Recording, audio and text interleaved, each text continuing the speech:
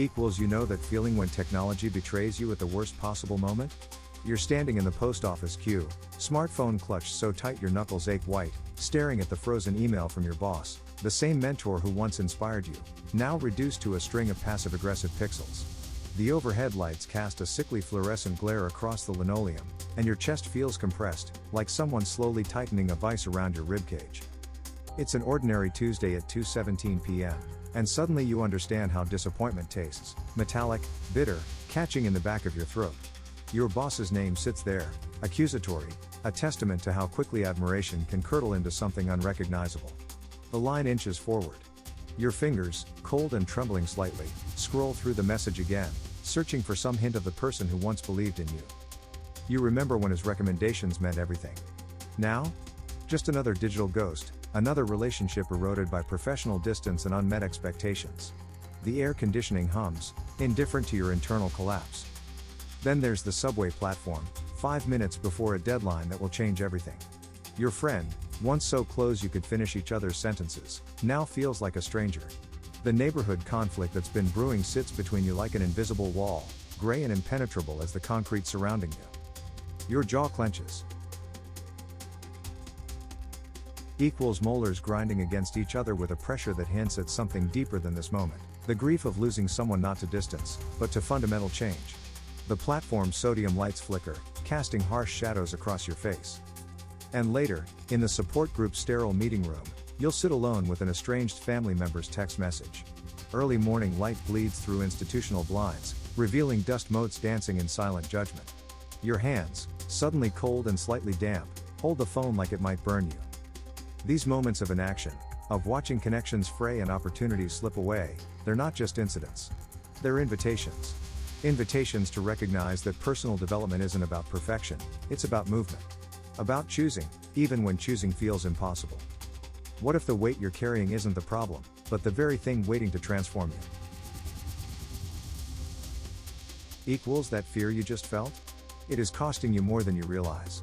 Personal development isn't a luxury, it's survival. It's the quiet work of understanding how your daily choices accumulate, how tiny moments of hesitation become years of stagnation. You're sitting in the hair salon chair, golden afternoon light slicing through dusty mirrors, when your younger self appears in your peripheral vision. She's wearing that oversized sweater you thought made you look confident, but now you see the way it swallows you, a costume of protection. Your hands grip the vinyl armrest, fingernails digging small half-moons into the surface. Sunday evening dread pools in your stomach, heavy and thick as motor oil. The government paperwork sits folded in your lap, another form left unsigned, another boundary uncrossed. Your younger self watches, her eyes knowing something you've forgotten. Momentum is a choice, not a gift. In the public library's quiet section, job loss feels like a phantom limb. Soft lamplight bleeds across mahogany tables as you recognize the person you wronged years ago, not physically present, but alive in the shame that tightens your throat. Your commute home feels like an escape route, each mile a potential detour from confronting what you've left unresolved. And then the hotel room, sterile and impersonal, where your fear stands corporeal in the corner. Traveling alone, last hour before moving trucks arrive, and your fear looks exactly like you, but smaller, more brittle. Personified anxiety wearing your face, watching you pack boxes that represent either courage or capitulation. Rohn once said that we must all suffer one of two things: the pain of discipline or the pain of regret. These moments, in salons and libraries, in transit and temporary spaces, are where that choice lies. Not in grand gestures, but in small, almost invisible decisions. Your body knows before your mind understands. The clenched jaw. The shallow breath. The hands that tremble slightly when holding possibility. Personal development isn't about perfection. It's about persistent, compassionate movement. What will you choose? Stagnation costs more than growth ever will. So why do we do this to ourselves? The answer lies in a fundamental misunderstanding. You're standing in the Social Security office, your chosen family's paperwork scattered across the worn vinyl chair beside you. The fluorescent lights buzz overhead, casting harsh shadows on the faded linoleum. Your ex-friend, the one you miss but won't reach out to, is everywhere in this moment. Not physically, but in the way your hands tremble slightly as you grip the form. Your body feels like an anchor. Legs heavy, impossibly weighted. You know you're running late, but something deeper than time prevents you from moving. Each breath comes shallow, catching in your throat. The clock ticks. 2:37 p.m. The receptionist's voice blends with the ambient hum of fluorescent suffering. You remember how easily you used to move. How conversations with this friend once flowed like water. Now your muscles remember the tension, the unspoken goodbye. Your jaw clenches so tight your molars ache, a physical manifestation of all the words never spoken. At the community pool, another version of stuck unfolds. Chlorine and sunscreen hang in the air as closing time approaches. Your newborn, this tiny stranger you're supposed to love unconditionally, feels more like a complicated algorithm than a human connection. The golden hour light bleeds through Venetian blinds, casting striped shadows across your skin. Delayed. Indefinitely. No information. Equals your hands, still damp from preparing a bottle, feel disconnected. The ritual of cooking, once a meditation, now feels like performative parenting. You're going through motions you don't understand, waiting for some magical bonding moment that refuses to arrive. At the high school reunion, another landscape of avoidance emerges. Your neighbor, the one you've perfected not seeing, stands 3 feet away. Holiday music plays. Everyone pretends. Your shopping decision, whether to buy another drink or escape, becomes a metaphor for all unresolved tensions. Rohn would say we repeat these patterns because we haven't yet learned to interrupt our own programming. We're not stuck. We're just practicing an old script without realizing we can rewrite it. The mechanism is simple. We default to familiar discomfort rather than risking unknown transformation. Your body knows this. Your nervous system has been practicing these patterns longer than your conscious mind has been alive. Notice where you're holding tension. Feel the weight. And then, ever so gently, choose something different. Now that we understand where this wisdom comes from, let us break down exactly how it works. Personal development isn't a destination, it's a series of moments that crack you open and rebuild you, stronger. You're sitting in the immigration office, fluorescent lights casting harsh shadows across worn linoleum, when the elderly woman next to you looks startlingly like your grandmother. Her hands, thin, spotted, folded carefully in her lap, remind you of every religious doubt you've ever swallowed. This is your first day after everything changed, your country, your beliefs, your entire understanding of belonging. The woman catches your eye. Her smile carries generations of migrations, of faith tested and transformed. Sometimes, she whispers, leaving is how you truly understand what you believe. Your chest tightens, not with fear, but with recognition. Your religious questioning isn't a crisis. It's evolution. Then you're on an airplane, middle seat, clutching sheet music and studying your reflection in the tiny oval window. The mail results are waiting back home, but here, suspended between earth and sky, you're practicing scales. Your fingers move across invisible keys, judging every tremor, every imperfect note. Personal development isn't about perfection. It's about the practice itself.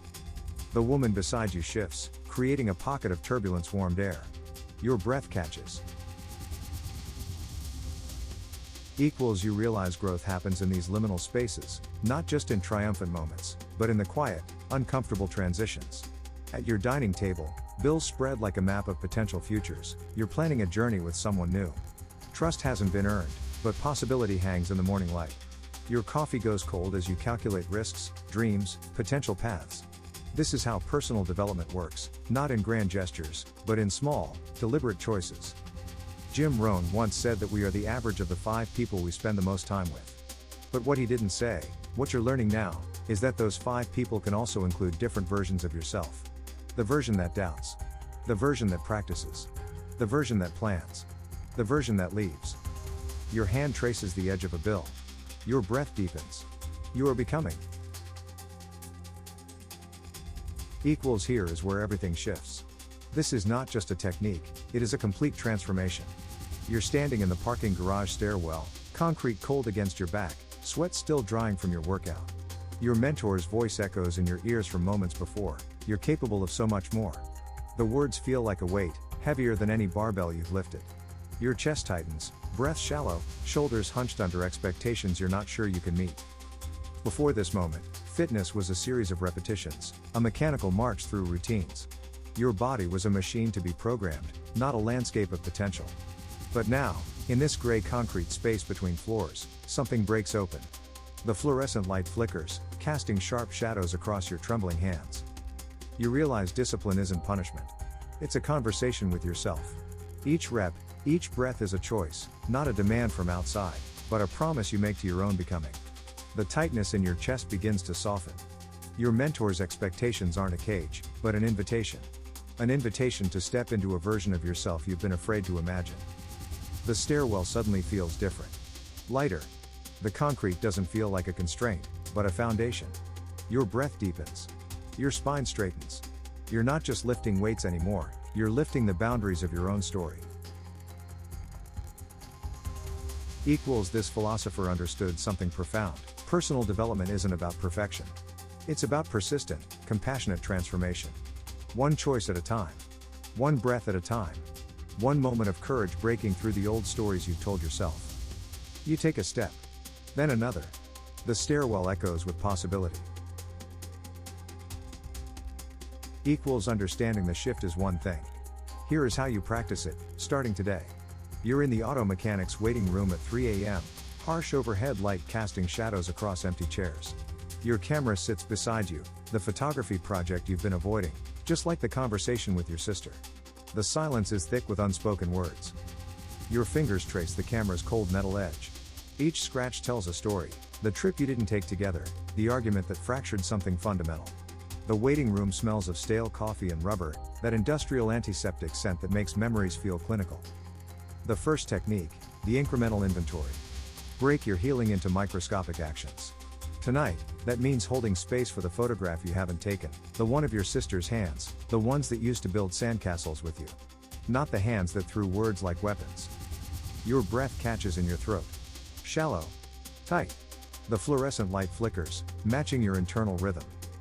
On the factory floor, bodies move in mechanical precision. The second technique, the rhythm of transformation. You watch an employee, the one you know you should fire, move with unexpected grace. Her movements are a dance between what is and what could be. On your birthday, alone for the first time, you realize transformation isn't about perfection. It's about persistent, imperfect motion. The machinery hums. A constant backdrop to human complexity. In the Uber, streetlight bleeding red through rain-streaked windows, you sit next to a spouse who is now a stranger. Betrayal sits between you like a third passenger. Your hands are cold. Your jaw clenched so tight your molars ache. These techniques aren't about forgiveness. They're about reclaiming your narrative, one microscopic action at a time. Your transformation starts not in grand gestures, but in these quiet, seemingly insignificant moments of choosing to see, to breathe, to move forward. Once you have practiced these techniques, the next step is weaving them into daily life. You're standing in the baby shower, the soft golden light of late afternoon cutting through pastel decorations, your ex's cologne lingering somewhere between memory and present moment. Tomorrow you'll have surgery, and tonight feels suspended, like a photograph not yet developed. Your hands grip a plastic champagne flute, fingers trembling slightly. The immigration papers are tucked inside your jacket pocket, a weight more substantial than the tiny baby shoes everyone's cooing over. Your chest feels tight, compressed, like something between anticipation and grief. You've been waiting months, years maybe, for this moment, not the baby shower, but the transformation. The room buzzes with conversations you're only half hearing. Your aging mother touches your arm, her touch fragile but familiar. "Are you okay?" she whispers. You're not sure how to explain that okay is a moving target, that your entire life feels like a series of waiting rooms, for documents, for surgeries, for permissions you never asked to need. At 2:15 p.m., you'll remember this moment. The way the light catches dust motes. The way your breath catches in your throat. The way becoming happens not in grand gestures, but in these small, almost invisible shifts. Your ex is across the room, laughing with someone else's family. You wonder if they know how close you are to everything changing. How close you are to becoming something entirely new. The baby gifts are wrapped in paper that looks like dreams, soft blues and whites, promises of potential. You understand now that potential isn't something given. It's something you step into, breathe into, become. This is not perfection, it is direction. And direction, you now know, is everything. Let us bring this full circle. Remember where we started? You're standing in the school teacher's lounge, the golden afternoon light cutting harsh angles across linoleum, your mother-in-law's disapproving gaze burning into your skin. Your hands grip a chipped coffee mug, the one with the faded university logo, and something inside you finally cracks open. The fluorescent light above flickers, casting shadows across your trembling hands. Your jaw clenches so tight your molars ache, years of swallowed words suddenly pressing against your throat. She's been critiquing your choices since the wedding, your career, your ambitions, the very shape of your life, and today, during this lunch break, you realize her approval was never the point. In the bedroom at 3 a.m., moonlight bleeding through cheap hotel curtains, you lie next to a partner who feels like a stranger after 20 years. The wedding anniversary certificate sits on the nightstand, a relic of a promise that's grown hollow. Your chest feels compressed, breath shallow, wondering how two people can share decades and still be so fundamentally disconnected. At the City Hall permit counter, fluorescent lights humming overhead, you're filling out paperwork for your side hustle while your teenage daughter stands 3 feet away, deliberately not looking at you. It's the anniversary of a loss you don't talk about, the day your other dream died, and she's pulling away, just like that dream did. These moments are not endings. They are beginnings. Jim Rohn once said that personal development is the path between who you are and who you can become. And standing here, in these precise moments of fracture and possibility, you understand, transformation isn't about perfection. It's about persistent, courageous becoming. Your hands no longer tremble. Your breath deepens. The spaces between what was and what could be start to fill with something powerful, your own voice, your own choice. If this opens something in you, subscribe and hit the notification bell so you never miss a video. Share this with someone ready to hear it. Drop a comment, what insight hit you hardest? Watch the video appearing on screen now. Your transformation starts not tomorrow, right now, in this breath, in this choice.